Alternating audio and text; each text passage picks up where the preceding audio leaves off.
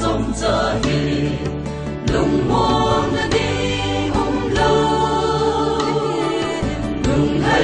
đã him cả đây bồi cả lùng ghé dòng dầm kiếm thấy đâu cả ngài nghe đầm lại đi đâu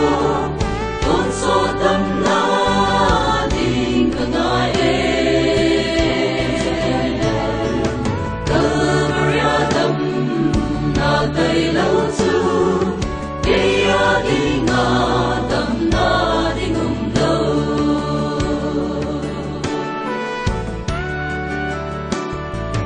lâu khi mai kim khả na ngài cha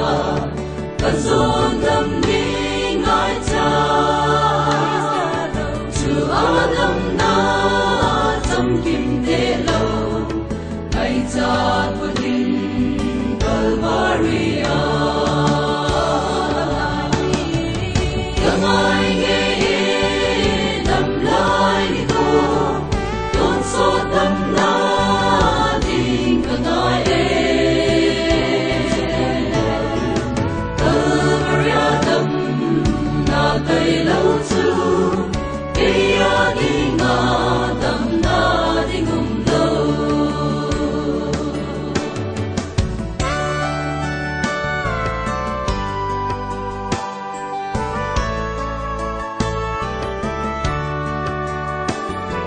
Sophie nâng dòng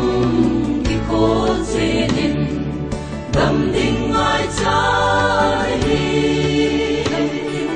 Calvaria đâm na tay lâu chu